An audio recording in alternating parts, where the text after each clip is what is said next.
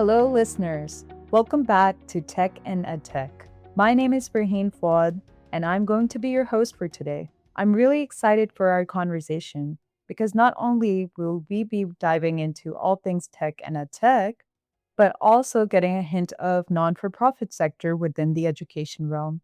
I have a really special guest with me here today, Dan Sandhu, the CEO of Education Development Trust, here based out in the UK. Hello, Dan. Hello, good morning. How are you? I'm well. How are you? Good. Thank you very much for inviting me to this wonderful session. I'm delighted to talk about education, global development market, and generally the role of ed tech in what I've done in the past and what I'm doing at the moment. Amazing. So, because most of our audience is based in the US, I did want you to do a proper introduction to kind of let people know what you're doing at Education Development Trust and what led you to come here so far. Brilliant. No, I'm the CEO of EDT. It's a global organization. We're committed to transforming lives through education and skills development. Our purpose is very simple. It's to increase the life chances of individuals by improving education and skills outcomes. I've been in education for the last nearly 15 years in one way or another, in everything from education technology, teacher development training, early learning, both as an investor, as an operator. My introduction to education came through as an angel investor in a number of education ventures, and I'm still remain an active angel investor in some education investors globally in the UK and in a number of international markets. And during that period, I've worked in a number of organizations, been involved in listed organizations, as well as organizations which have grown significantly, both in curriculum-based education, which is facing off directly to students, but also in infrastructure education, which is supporting the environment or in the assessment technology space. I took over as CEO of EDT just over 2 years ago, and I was fascinated by the impact we could make at a global level with over 60 years of experience working with partners such as governments and foundations, etc. So I was very keen to take all my experience of working in private equity-backed organizations and work in a much more purpose-driven organization where we redeploy all our profits back into undertaking good for the market. That's amazing. And this is exactly the sphere of education that I myself am super interested in. So it seems like ADT is a global organization. And as the leader of it, you guys are working from my understanding, it's for as far as rural Kenya to inner city England. So as you think about AI's role in education, what's been on top of your mind this year? AI is changing year on year. I initially got involved in AI over 7 years ago in a machine learning backed curriculum facing product in the UK. And I've seen AI evolve over that period. I sit on the UK's national think tank around AI in education, and I'm on the advisory panel of that. And we're looking at how it benefits education from students, teachers, governors, parents, and wider society. And what I've noticed definitely in the last 12 months is a rapid increase of adoption of AI in all forms, particularly generative AI. We have to be very careful because in international markets, the AI adoption is very different depending on the capabilities of what is possible within AI in some parts of the world where technology is less easily available. But if I just talk briefly about that one, we partner with ministries to support system capability building, policy development, implementation, improving school quality, tackling teacher retention. And the key lessons I've got from the AI deployments from our work is about is about what you can do with using that technology to make a difference. Deploying of any technology needs to be driven by defined and shared educational outcomes. So it's really important. That was one of our key drivers. There's got to be a shared outcome for technology for technology's sake will fail us, and just as an AI is a subset of that. Any AI transformation projects that we've been involved in, we know need to be owned and driven by the Ministry of Education, by the stakeholders, by the school itself, rather than a third party, because that will allow it to have long-term sustainability. And it's also important right at the beginning of any discussions with the stakeholders, be they ministry or schools or local governments, that the right policies are in place for all aspects of implementation, both ethical, safety, training, leadership, because the world is changing so quickly, the policies can't be static. And of course, the financial implications and implications on team members need to be considered. Completely agree with a lot of the things that you were saying, kind of segmentizing and diving deeper into some of the things that you've said right now. It AI deployment looks very different from context to context. So you might have a high connectivity school here in the UK, or you might be in a low resource kind of setting somewhere in Africa. So why is equity such a strategic focus when thinking about AI deployment? I think the challenge has always been in education to get that balance right between equity and equality. Um, we can talk about equity and equality in a number of different ways. The clear one, of course, is making sure we don't widen the gap between the haves and have-nots, because AI requires particular technology. It requires particular bandwidth. It requires particular energy resources, in addition to the training and infrastructure. And we don't want to have a world where those with AI proceed at such a fast rate that those without AI get left behind. I think, however, this is an area where AI can have the greatest impact on driving educational change at the system level. Improving access to high quality data about school quality and performance will reduce that gap. It'll support data driven decision making.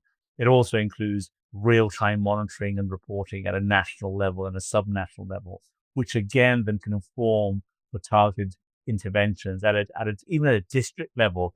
AI can support improving things like school improvement and quality assurance, because it will have access to school data, because it will provide that data to school readers and improvement coaches. So that will drive that reduction in inequity and inequality. But it also, it improves those individuals involved and supports coaches, giving them recommendations about interventions, about what's happening globally and locally. It can pull in a lot of data and support. So from a technical point of view, as long as we make sure that there's access available, this will drive change. And the reality is, the digital infrastructure and resourcing at individual school level will determine how successful this is. But this is a powerful good if used in the right way. You're sounding very cautious optimistic, like most of the educators that I'm speaking to. And I think I couldn't agree more. It's just that I think we all have our own experiences that lead us up to these opinions that we have about AI and how it should be used. So, my next question would be: was there like a personal or professional moment where you were convinced that AI could be a catalyst for equity, knowing that we set the bar right? That is. I've been involved in education technology for a long time, for over 15 years, and I've run education technology and ed tech organizations. So AI for me is a subset. It's just another technology. It's maybe all encompassing, but and much larger. But then so was the computer, so was a whiteboard, so was a calculator. So we need to make sure we understand the significance of this technology in light of other technologies that are coming to education. And the one thing that I was always very passionate about is to make sure that there is sufficient evidence of improvements, sufficient evidence of outcomes. 6 or 7 years ago, I set up something called the EdTech Evidence Group, which was exactly that, to support evidence and efficacy in the edtech sector. And that was because I was frustrated at so many edtech products which did not deliver outcomes. And you were actually, it was less about schools wasting money. It was more about the edtech products wasting time of the students and the children. And that really annoyed me. So I made a big fuss about efficacy. And that applies equally to AI. I know from a professional perspective that AI is a great catalyst to use technology to reduce that gap and make sure there's more equity. But I also, from a personal basis, I sponsor the adoption of AI internally within EDT, and we're a multinational organization with operations in sub-Saharan Africa, in the GCC, and in Southeast Asia. So I'm very keen that we, given all our years of experience, use technology to the best of our capability internally. And I think and I obviously, like everyone else, I use it personally every single day. And multiple times a day, we're using it as a tool to support, analyze, research. And I think it's exceptionally powerful. But like every genie in the lamp, you've got to be careful what you ask, and you've got to be careful how you use it. So I'm cautious, and I think you need to be cautious. I may not be as doomsaying as some of the commentators, or maybe as critical as Jeffrey Hinton's of the world, but I still think one has to be very cautious with all technologies, especially education technology, because it molds the minds of children, and you've got to be very careful who you're delegating that responsibility to. So AI with caution, as long as it doesn't undermine the teaching process or overwhelm the teachers and is there to support, I think it's a great catalyst for equity. Right. I think it should be solving the existing problems and making teaching easier, learning faster in those kind of ways. But I'm curious because the context that EDT is diving in is a bit different from the conversations we're having here in the US. Some of the partners that you have are the ministries of educations that are doing nationwide programs. So, what have deployments of AI look like in those kind of engagements? Has it been, do you start from a small pilot program, or is it you go full scale with 50 schools? What is that engagement usually looking like? I think we're in early stages, and I'm always very cautious when people use AI as a panacea for all solutions. It's not the case.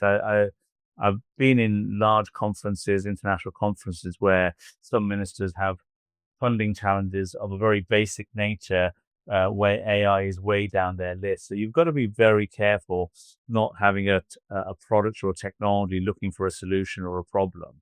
The problems need to be solved rather than solutions need to find a problem. That's a really horrible way to run any technology business, let alone education. We work with ministries and partners and schools around helping develop education programs, system solutions, which include any support we can provide from an AI perspective. So my view would be this is, and we use great partners who provide us AI support for data gathering in the background, the likes of Fab Inc. in sub-Saharan Africa. So I think the aim is to make sure you find the right partners. Don't pretend to do stuff that you don't know, because it will fail and make more damage than good. So when we're involved in AI solutions with our partners, with ministries, we make sure we have the right teams around the table, both internally and with the partners we choose. I think it also helps to look into the local edtech scene that's happening within these countries. They're quite great at partnerships and working up. They have the wits about them. I think it's just about scaling their solutions. And I think EDT and such organizations are great partners for them. I did want to ask, in your experience so far, given that maybe they don't have high bandwidth and one on one devices available and there are bigger gaps within the education sectors. Is there any specific AI feature that immediately helps low connectivity and shared devices schools that you might look towards? I think AI works really well in a lot of environments. It's trying to figure out where the technology and the infrastructure is most suitable for it. if we are looking at areas where there's low bandwidth or less devices, it still provides a massive amount of data to drive quality in regions across nations or multinational, particularly with international schools, for instance. But within ministry context, it gives you a lot of data and information on which to act. So you don't necessarily need AI front and center in the classroom if it's working in the background to provide you quality information about performance, about improvement, about school level data, which districts and school leaders could use to drive improvement. So basically, using the data and the analytics more on administrative level than like a student level. Yeah, I mean, Yeah, yeah. exactly. I mean, and I know some schools where there's low bandwidth in sub-Saharan Africa have a fewer devices in the classroom, but that works just as effectively. Remember, it's about the innovation of the teachers. A lot of this is about making sure your teachers are armed with what they can deliver and how they can best deliver it with limited technology. We're only a generation away from chalk and blackboard, so let's be very cautious about running before we can walk. Right, right. Well, we've touched a little bit about equity and how AI solutions are deployed at scale globally, but I also wanted to balance the conversation a little bit by bringing forward some of the fears and concerns that education or educators generally have in regards to AI. So, from my understanding, AI can surface powerful patterns and automate tasks, but at the same time, their automations can encode biases and even erode teacher judgment. So, which teacher or student task looks really tempting to automate, but you want to hold off on? So as a general question, I don't specifically point this toward any organization nor what we do at EDT. To be really careful when we talk about AI. We talk about AI, we talk about generative AI, you talk about large language models. And now let's really think about where they're being created. Which organizations globally are funding large language models and where are they based? Now, if you're in sub-Saharan Africa, how much of that large language model is based on African experience or sub-Saharan African experience? How much is it based on international experience, be it the US or China?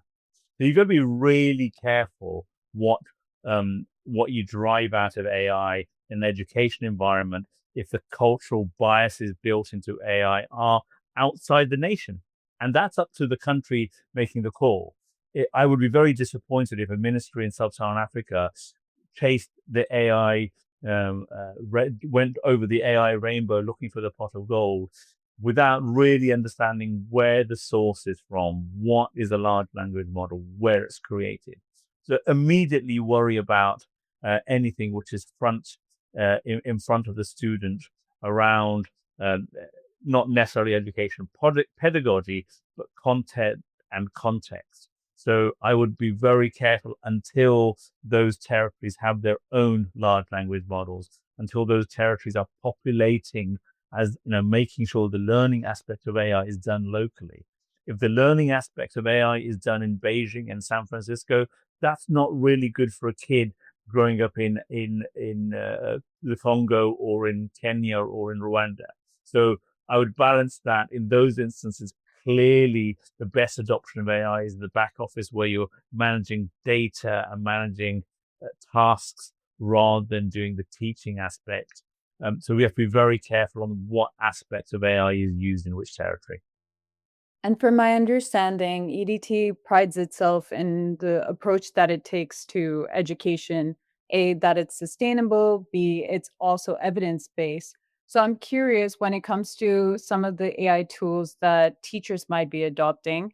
What is the process for trialing, planning the administration, and what kind of maybe numbers or metrics do you guys look at before scaling a solution essentially? Is there any numbers or any tools that help you see evidence backed solutions and see how it's impacting the learners? So from a technology deployment perspective, and I'll use AI as a subset, it's really good practice for any organization to have a good discipline and have evidence of outcomes. So the first challenge in any rollout, be it local, regional or national, is understanding what good looks like. What is the outcome you're wanting to achieve, and have those metrics in place. Then have a period of time when you deploy that technology, and you can satisfy yourself before you use it in a sales pitch. You satisfy yourself what you're doing in education makes a difference. Because if you can't do that, it's very difficult to persuade your clients and your partners that you are. Now, from an EDT perspective, we're very much involved in some regions in sub-Saharan Africa where we're doing teacher development training or supporting in employability. And in that respect, sometimes the active use of AI is much more in the back office rather than the front office. But where we use AI, say in the UK, in some of the areas where we're doing career advisory, we clearly have personal intervention, because in a lot of cases, when we use AI, we do have the personal intervention to make sure that the testing process is a real active process, and the AI becomes an enabler rather than a standalone agent which does A to Z. We've got A to Z. We've got to get the balance right, and I think we're very good to making sure we take a very teacher centric or a advisor centric approach. We've seen so many international edtech partnerships follow a pattern where they do a pilot, they're doing external funding, showing promise of results. But as soon as funding ends, everything stops. And I think one thing I highlighted is that EDT has a very sustainable approach to the solutions that they provide, whether that's in the UK or globally. Um, my question around that is, how should ministries and other schools, vendors, or even NGOs like yourself, um, create mentoring networks, ownership models, so that collaborations are essentially outliving the pilots and truly becoming sustainable? Absolutely true. So just to be clear, we're not an NGO. We're a for-purpose organization. So I know there's a lot of large NGOs like the UNICEFs of the world, which we work really closely with. But we're much more in the for-purpose, non-for-profit sector. I think for us, it's about working with ministries to understand what they need and what they require. There's a lot of organizations who rightly say put AI on their presentation deck so they can raise money, and when the money runs out, they have no solution. Really poor business model, and it never generally works. The aim always has to be that you're delivering something which makes a tangible outcome, and you are using much more interest in the metrics of educational outcomes rather than metrics of technology outcomes. We're very keen. I've always personally been very keen to focus on the educational outcomes which make a difference, and therefore that drives efficacy and efficiency in the technology you use. And we try to get that message over where we use AI internally, and where we support any products externally, that we're focused on the outcomes, and they're very clear to us. And is there any example of maybe like a gamified STEM challenge or AI enabled mentoring program, as you mentioned, that survived like major context shifts? AI is too young to have any valid case studies. I remember in previous organizations, we ran multi-year, multi tens of thousands of students using technology products before we were satisfied they gave relevant results. The AI products available last year have almost become redundant now. So I think that's going to be very difficult to get any solid case. People, students, teachers, schools, uh, districts, regions, countries are going to have to look at what they view the step change has been.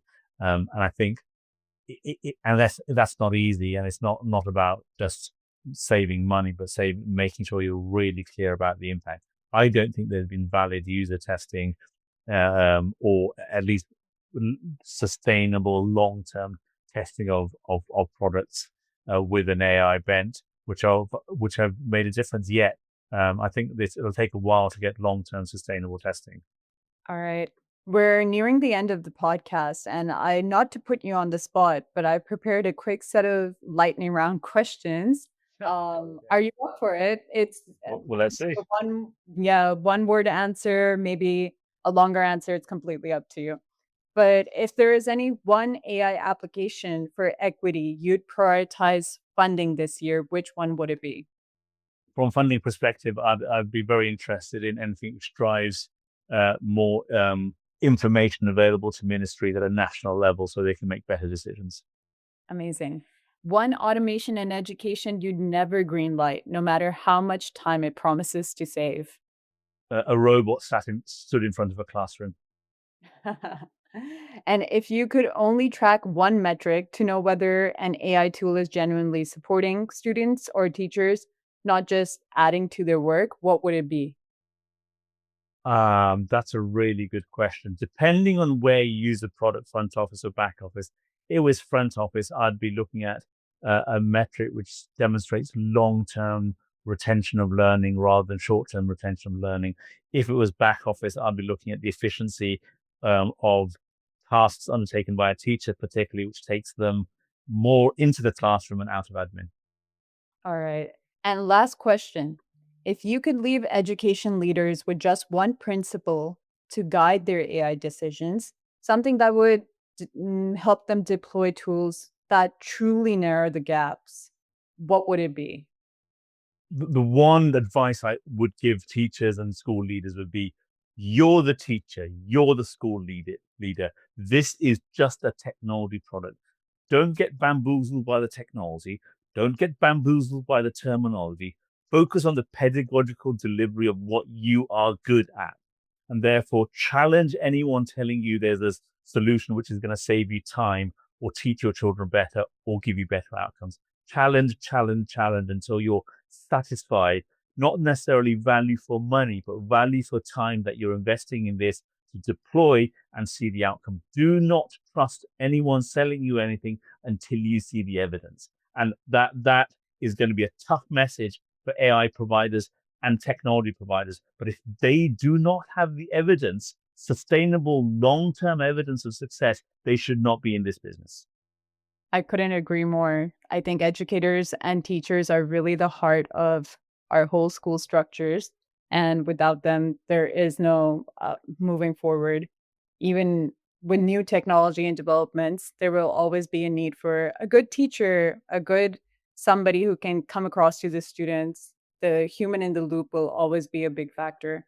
Absolutely. We all remember our best teachers, however many years ago. Very few people remember other people in their lives, but you can always look back 5, 10, 20, 30 years and remember your great teachers. There is a reason for that. You're not going to remember the name of the AI app or the technology you used, but you will remember the name of your teacher. And there's something to be said about that. I agree. Thank you so much, Dan. I really enjoyed our chat, and we may not be able to close all the gaps right away, but talking about them and really recognizing the inequalities is where the change begins. So thank you so much for joining us. Brilliant, my pleasure.